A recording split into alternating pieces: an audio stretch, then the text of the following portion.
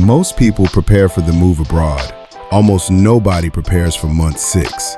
That's when the vacation feeling fades, the paperwork gets old, the language barrier stops being charming, the newness wears off. Friends back home stop asking for updates, and some people quietly wonder, did I just make a huge mistake?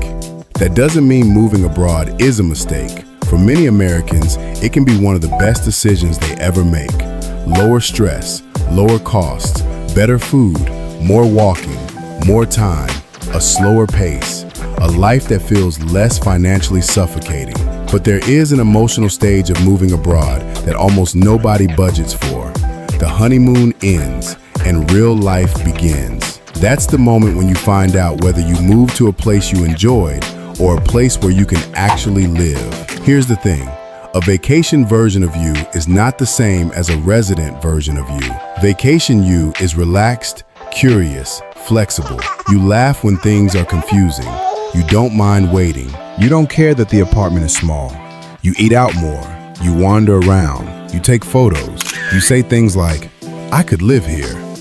And maybe you could. But resident you has different needs.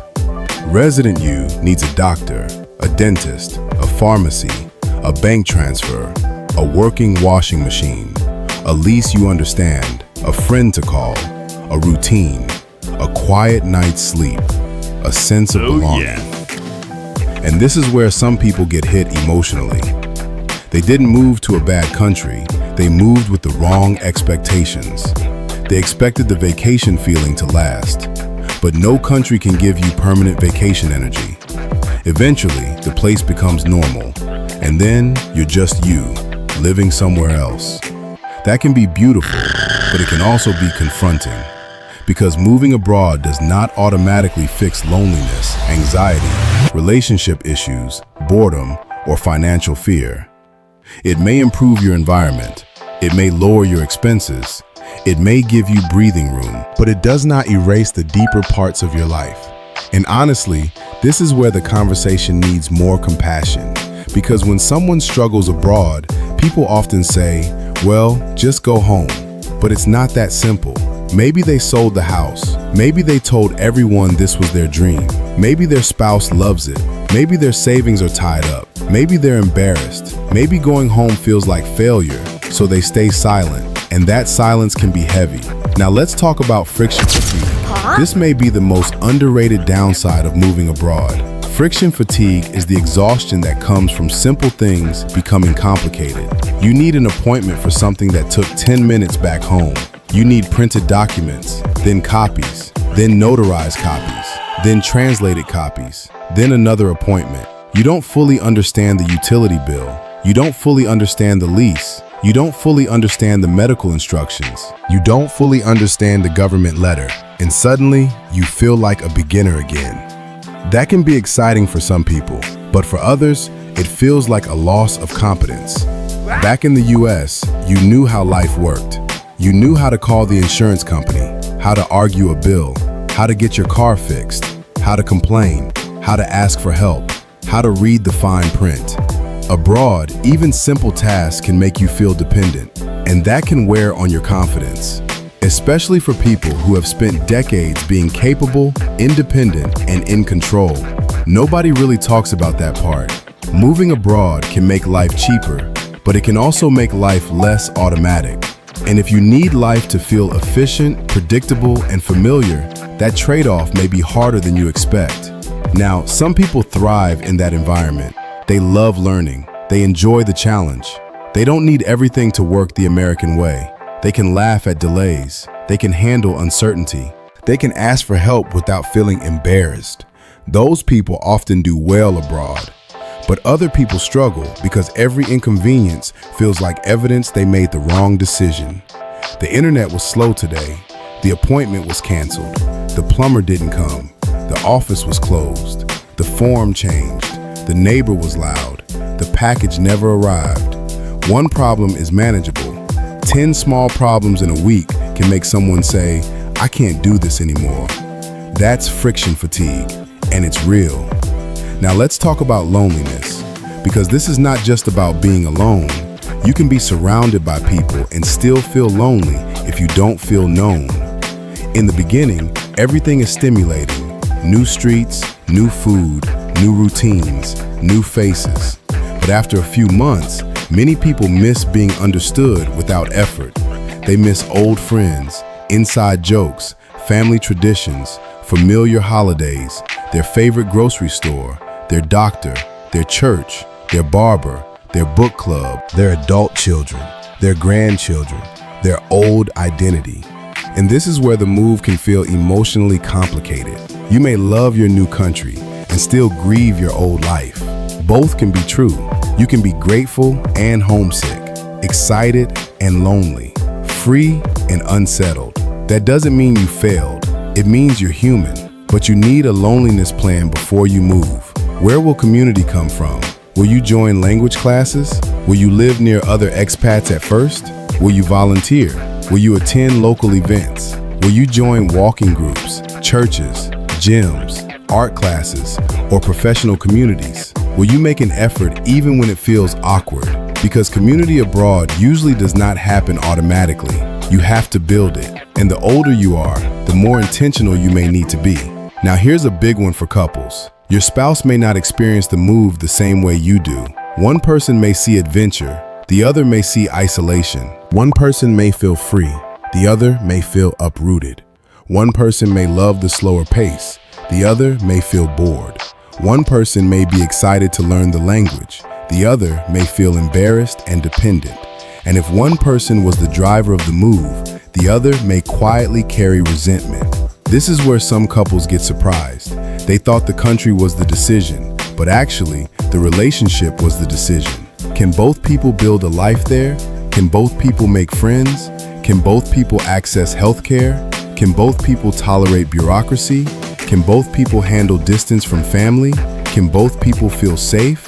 If not, the dream can become one person's paradise and the other person's sacrifice, and that is not sustainable. So before moving abroad as a couple, ask the uncomfortable questions. What would make you want to come home? How long should we test the country before committing? What if one of us loves it and the other doesn't? How often do we need to visit family? What kind of community do we each need? What level of inconvenience is too much? What happens if health changes? These questions are not negative, they're protective. They make the move more honest. Now let's talk about identity. This is subtle but important. In the US, you may have had a role, a career, a reputation, a home, a community, a sense of competence. Abroad, you may temporarily become the foreigner, the person who doesn't understand the process, the person with an accent, the person who needs help, the person who asks basic questions. Some people find that freeing. They like starting over. Others find it disorienting. They miss being someone. And if you retire and move abroad at the same time, that identity shift can be even stronger. You're not only changing countries, you're changing daily purpose. That's a lot. So you need to ask, what will my life be about once I'm there? Not just what will I escape, what will I build? A cheaper life is not automatically a meaningful life. You still need rhythm, purpose, friendship, movement, contribution, learning, a reason to get out of the apartment. That's what makes a place feel like home. Now, there is a very practical rule that can prevent a lot of regret. Rent before buying. Please, rent before buying. The version of you who loves a place for 2 weeks should not be allowed to make a permanent real estate decision. Not yet. Live there through normal life, through bad weather, through slow bureaucracy, through noisy nights, through medical appointments, through grocery shopping, through boredom, through holidays, through the season tourists avoid. Then decide. Buying too early can turn uncertainty into a trap. Renting gives you freedom, and freedom lowers fear. You may discover that the beach town is too hot, the mountain town is too quiet, the expat area is too expensive, the local area feels isolating, the charming apartment is too cold. The city is perfect, but the neighborhood is wrong. That's not failure, that's research. Now, who does well abroad emotionally? People who are flexible, curious, patient, humble, financially prepared, open to learning the language, willing to ask for help, comfortable being beginners, able to build community, able to laugh when things go sideways, and realistic enough to know that every country has trade-offs. Who struggles? People moving purely because they're angry at the US. People who expect a new country to fix everything. People who need life to work exactly like it did at home. People unwilling to learn basic language. People with no emergency fund. People whose spouse is reluctant. People who confuse lower cost with lower effort. Because moving abroad does not remove effort, it changes the type of effort. And that's the real emotional question. Do you want a different kind of hard? For many people, the answer is yes. They would rather deal with slower bureaucracy than constant financial pressure. They would rather learn a language than feel trapped by US costs. They would rather adjust to a new culture than keep living a life that feels too expensive and too stressful. That's valid. That's hopeful. That's why people move. But the hope works best when it's honest. So before you move abroad, don't only ask, can I afford this country? Ask, can I be myself there? Can I build friendships there? Can my spouse be happy there? Can I handle being a beginner? Can I tolerate inconvenience? Can I find purpose? Can I stay connected to family? Can I live there after the honeymoon ends? Because the goal is not to move abroad and impress people. The goal is to build a life that still feels good on an ordinary Tuesday, not just on the day you arrive, not just during the first month, not just when the weather is perfect, but 6 months in, a year in, when life is normal again. That's when you know whether the move fits. Moving abroad can absolutely change your life for the better, but the people who succeed are not the ones who chase the fantasy hardest. They're the ones who prepare for reality with the most honesty. So here's my question for you. Do you think you're more of an adventure-first person or a peace of mind first person? And if you moved abroad, what do you think would be harder for you? The practical challenges or the emotional ones? Tell me in the comments, because this is the part future expats need to talk about more openly. If you're thinking seriously about life abroad, the cost, the healthcare, the safety, the visas, and what day-to-day life actually feels like, this channel is here to help you make a smarter decision. So if you want more honest, practical videos about living better for less outside the US, hit like, subscribe, and I'll see you in the next one.